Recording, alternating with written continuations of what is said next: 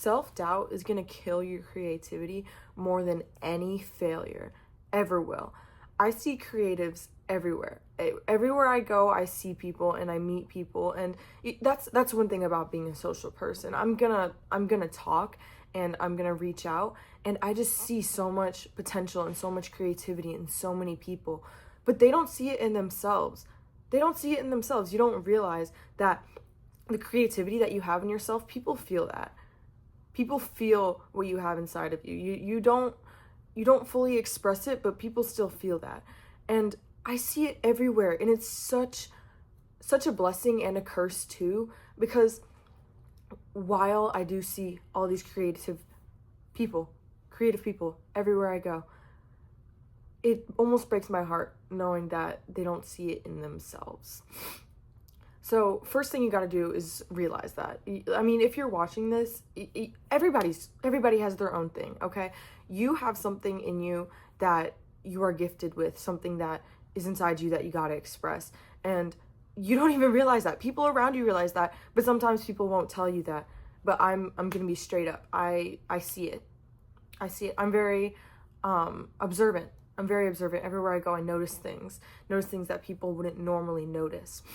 And that's something that I'm gifted with. I can see things that a lot of people don't see. I can see from perspectives that a lot of people won't understand.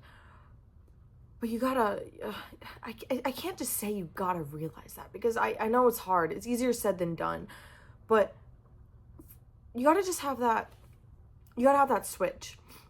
Okay? You have to turn off your logical for a second and just listen to your heart. Listen to silence. You have to be silent. You have to be silent. And that's very hard for me to say because I'm a very talkative person and I'm very loud. I'm very exuberant. I think that's the word. Sit in silence with yourself. You're drowning. You're drowning in media. You're drowning in your thoughts. You're drowning in negativity, even positivity. If you're drowning in all of this stuff that's in your life that makes you feel great and that you put all your energy into, but it's not exactly giving it back to you while you are drowning, where are you drowning in? You got to choose where you're drowning in. Because, I mean, at the end of the day, like, we all have our own struggles. We all have our own things that we're going through. And it's hard. It's hard, I know. But you got to sit in silence. You have to meditate. You have to. You got to. You got to sit in your own thoughts. You got to sift through it.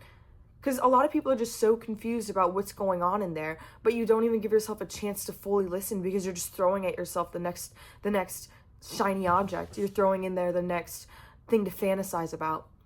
Listen to yourself. Listen to what God's trying to tell you. You got to be silent. Listen, realize. And then once you get that vision, even if it's tiny, even if it's the tiny spark, you got to act on stuff. You can't just let things spark and then fizzle out and be like, oh, I guess it just wasn't meant for me.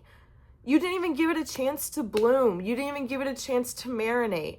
You're just letting things go because you don't want to put in the work yourself. Everybody's talking about you can just manifest things into your life, which is 100% true. But you gotta reap what you reap what you sow. Genuinely, you reap what you sow. And if you just think that these thoughts come into your head and you're passionate about it but you don't act on it, that's because it's not meant for you. That's where I'm lost. That's where I'm lost personally. You got to take action. And with taking action, you'll find clarity in that too. With every step you take, while you may be stepping into a sea of fog, you navigate. You find a way to navigate. You have confidence in that. Be confident in the unknowing. Be confident in the unknowing, because at the end of the day, like, come on now. Like, it's so much better to walk into a sea of fog than be too scared to take the first step in the first place. And every failure that you think you have, every failure is actually, it's not setbacks. It's redirection. It's literally navigating itself. You can't fail. You can't fail when one, your goal is to experience, and two, you're figuring shit out on your own. You can't fail. You can't fail. Stop thinking that you can fail.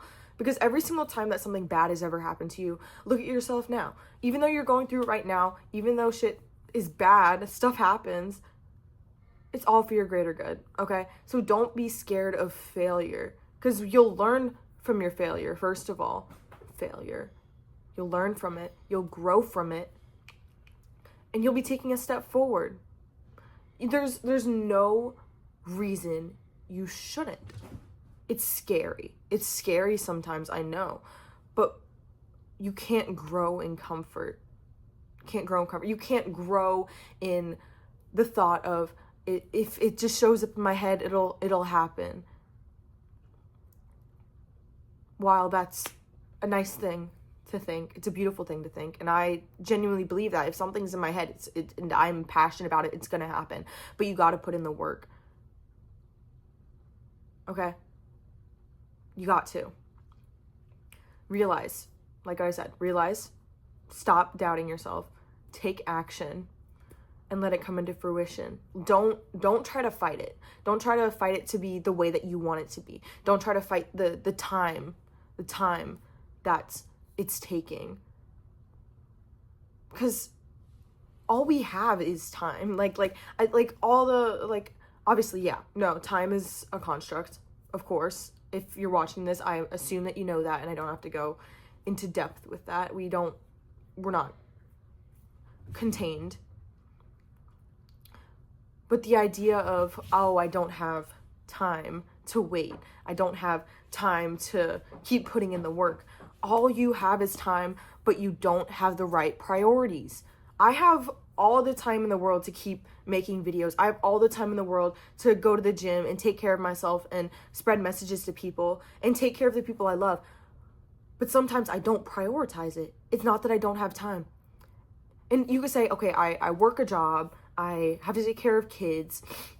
We all have our own things that are our priorities, okay? We all have our priorities, whether that be, like I said, like family, job, sleep. You got to get your sleep. Make that a priority. Just putting that in there real quick. But priorities, they can be, they're malleable. They're malleable, okay? Obviously, like you got to prioritize certain things. Like I said, sleep, taking care of yourself. If you're not taking care of yourself, then you're cooked. Because, I mean, how are you supposed to take care of everything else if you're not taking care of yourself? This is your vessel. But your priorities, everything is time. Everything is all we have. All I have is time. I have all the time in the world, because when I die, that's just, I'll be with God. I'll be fine. I know the point I'm trying to get to. Hang in there. Hang in there with me. You don't have time because you don't prioritize it. You prioritize when it's time for bed, scrolling on your phone. It doesn't feel like a priority, but you prioritize it over reading a book that will get you in the right direction. It's habit. I know. It's habit. But everything can be changed. I think people don't realize that we're in a growth state. Like, we are constantly changing. Everything can be changed. The only constant is change. That's the only constant. You can change. You don't have to be tied to these things that you're doing right now. You're not set in place. You're going to keep growing. You're going to keep getting older. You're going to keep getting weaker as you get older. Unless, take steroids or something, which I'm not going to get into that. That's not important. But shift your priorities, okay? I am prioritizing making a video right now other than, watching the new season of Stranger Things. Because I'm prioritizing this because it's important to me. And I feel good doing it. And I'm doing something good out of doing this. Yes, you got to be sort of selfish. But selfish for the right reasons. Selfish for the right reasons. When you're being selfish by, instead of cooking for your family, instead you're watching Gilmore Girls drinking wine. You're a mother. I know. It's hard. But be selfish for yourself. Because what were you getting out of that? Yeah, you get the instant pleasure. But while that's selfish for not good reasons, I'm being selfish right now because it's my mom's birthday. And I'm making a video when I should be leaving soon to go grocery shopping to get her some things. And wow, this is a very bad example. I'm sorry, Mom. I'm sorry. She's out at lunch with my sister right now. be selfish for the right reasons. You gotta, and when I mean selfish, it doesn't mean like, Nina, come here, baby. Come here, baby. This is my cat, and she's evil.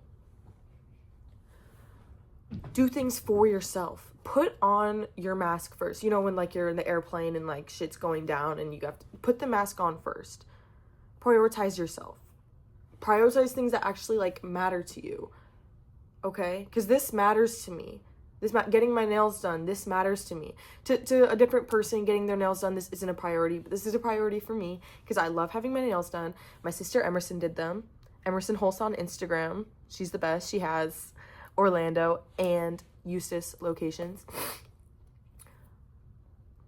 I got kind of off track. Anyways, yeah, no, all you have is time. You just don't have the right priorities. Anyways, yeah, no, lock in.